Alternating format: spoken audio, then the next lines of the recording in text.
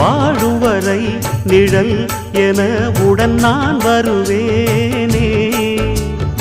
ஏழ் பிறப்பும் உயிர் துணை உனை நான் பிரியேனே.